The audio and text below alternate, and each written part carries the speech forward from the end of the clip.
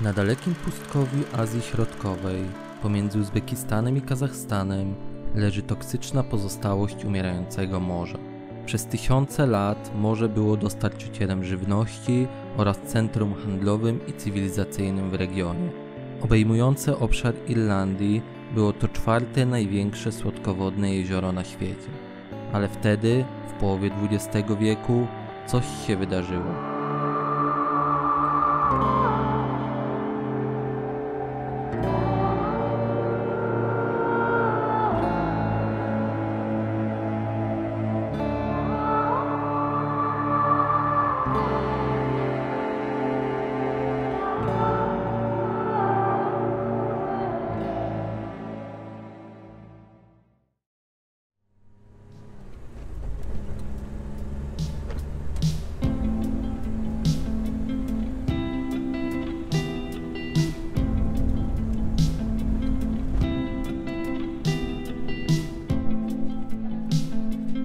Jesteśmy w autobusie, jedziemy do miejscowości Mujnak i mamy bardzo ekskluzywne miejsce.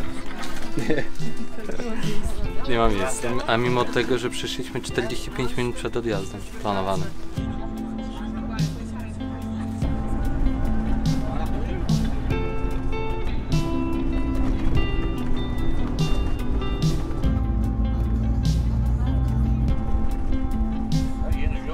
Bardzo ciekawe jest to, że jesteśmy w autobusie napchani w zasadzie do fulla, a kierowca i tak raz na jakiś czas się zatrzymuje i zbiera jeszcze ludzi z ulicy, nie? Nawet myślę, że spokojnie one się 10-20 dni nie bierze, tak bardzo wciąż. No a trasa to jest 3,5 godziny, nie? Stać 3 godziny.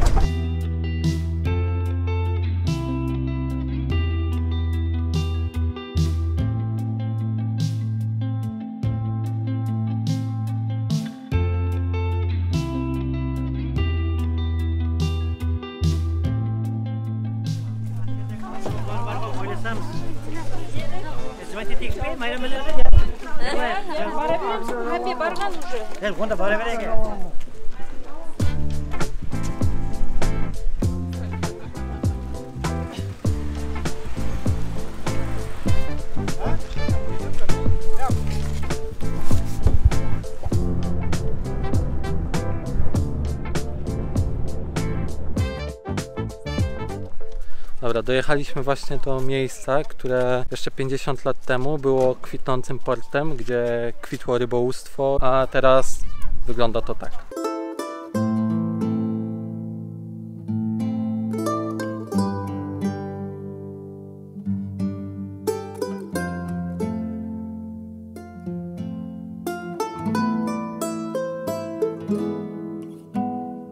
To, co za mną widzicie, dzisiaj nosi nazwę pustynia Aralkum. Rozciąga się pomiędzy 3 krajami, Uzbekistanem, Kazachstanem i Turkmenistanem. No i jest jednym wielkim cmentarzyskiem różnych zwierzątek, które tutaj jeszcze do niedawna żyły w tym morzu.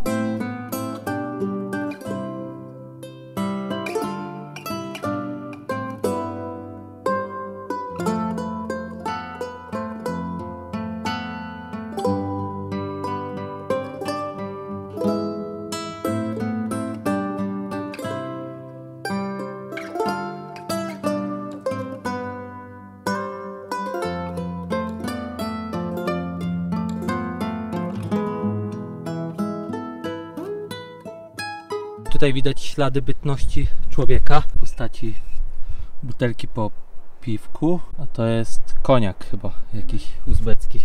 Ale generalnie to chodzenie tutaj po tym terenie, po tej pustyni nie jest zbyt mądrym pomysłem, dlatego że ona jest pełna różnych pestycydów, które spływały do jeziora rzeką, jak jeszcze tutaj było jezioro, i one osiadły na dnie jeziora i teraz one są rozdmuchiwane przez wiatr, który tutaj jest, tak. No, w ogóle czujesz taki specyficzny zapach w powietrzu? No też chciałam powiedzieć, że właśnie jakoś tak inaczej tu pachnie.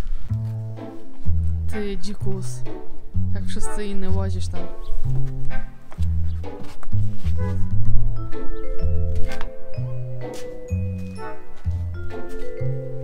W tym momencie ustawiliśmy ten piękny i idealnie wypozycjonowany kadr, żeby opowiedzieć Wam o historii, która stoi za zdewastowaniem obszaru całego jeziora.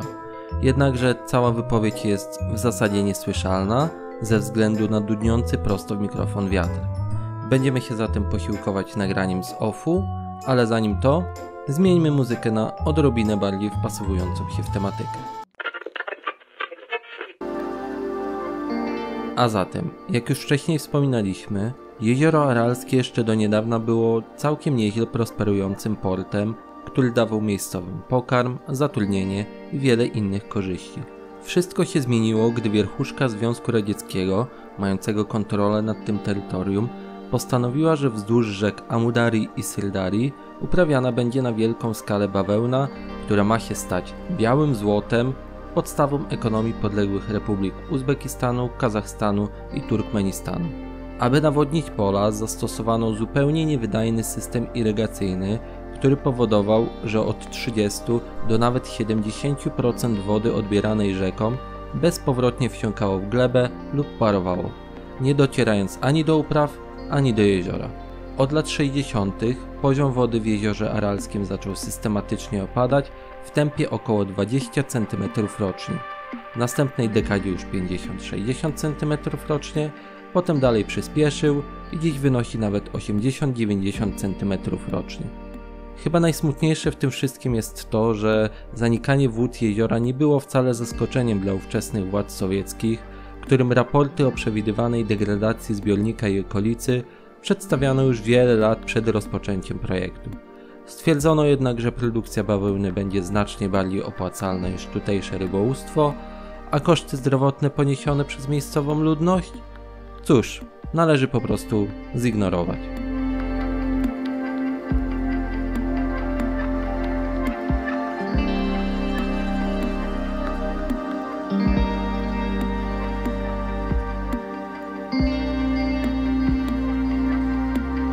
Jak Ci się podoba to miejsce, kochanie? Mi się podoba, tak specyficznie to wszystko wygląda, no ale niestety z przykrą historią, nie? Ciekawe jakby tutaj było, gdyby była woda, nie? O, fajne było, chyba takie turystyczne by to chyba zrobili. W port by były, ryby by na pewno było bardzo dużo, nie? Byście mieli dostęp do morza. Bo Powiedzmy. co ciekawe, chyba każdy Uzbek marzy o tym, żeby zobaczyć morze, nie? Tak. Bo nie macie nie, ani... nie mamy morza, ani takich zbiorników dużych, jakby tak. Nie mamy, nie są popularne.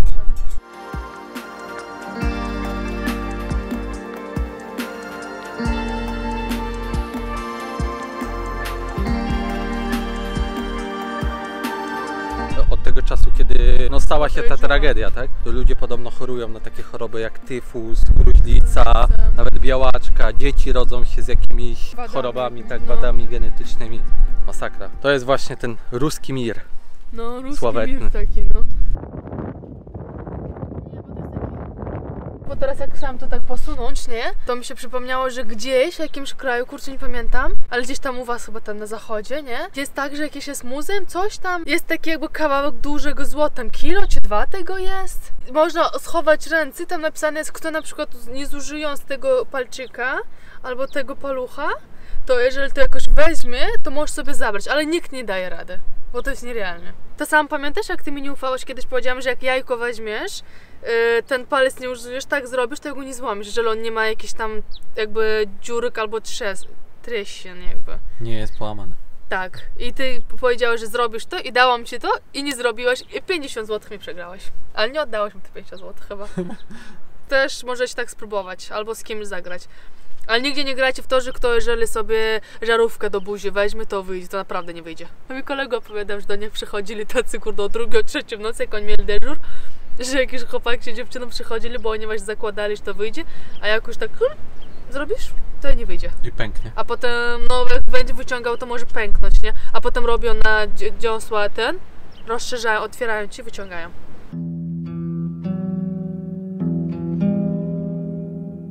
To tak trochę jak z tym Titanikiem na początku filmu pokazywali, nie? Że pod wodę. Tylko, że tam zniszczył się okręt, a tu całe morze. Ja wiem, tak.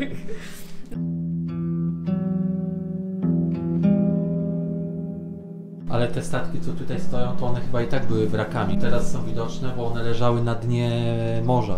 Żartujesz? On już kiedyś spadł? Tak, one zatonęły. Tak, że... To nie jest tak, że one były i ktoś je zostawił na morzu, aż one osiadły na dno. Ja tak nie. myślałam. Zatonęły i te wraki odsłoniły się jak Jak wyschło.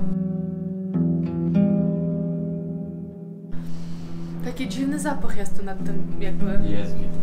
Ja nie Chociaż wiem, co tam to jak jest. byliśmy na tej samej pustyni, To bardziej jeszcze było. bardziej. Tak, tutaj jakoś w środku jesteśmy bardziej żelazem czuję takim, wiesz, takim niefajnym żelazem takim. A jak tam byliśmy, tutaj też tak trochę odczuwam taki nieprzyjemny jakiś taki zapach w klimacie.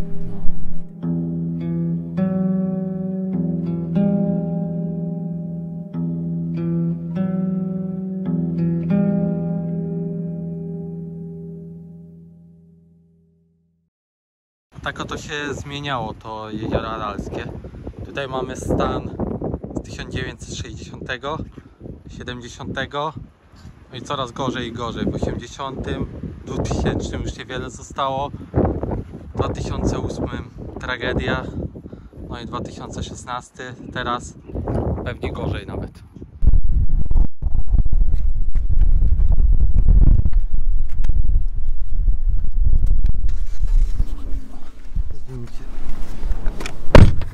Здравствуйте.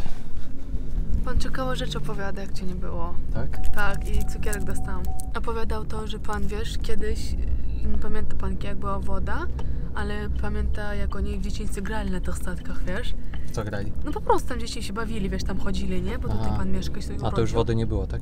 Nie, już nie było, bo pan powiedział, że 69 już nie było, a on tak 79 chyba jest urodzony, coś takiego powiedział, wiesz? A, w 69 już nie było, tak? No pan tak powiedział, że już te i statki nie byli tak razem właśnie, wiesz, oni byli różni, ty miałeś rację, ich pościągać, dlatego że ludzie zaczęli to obkradać i sprzedawać. Ten właśnie główny powiedział, Dlatego musiały być tu też blisko, ludzie... żeby były pod kontrolą, так? Так. А это правда то, что когда вот Аральское, получается, озеро высохло, у людей начались проблемы с легкими, какие-то болезни, да, начали появляться? Да.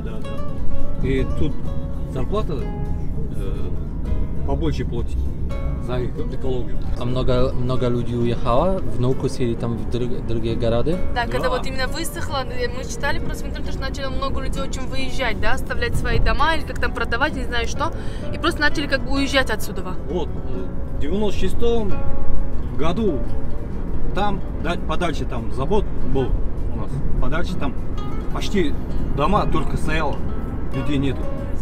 А сейчас опять появились, да. Ну, как появились, тут семья, некоторые семья там 3-4 там, они переселились туда.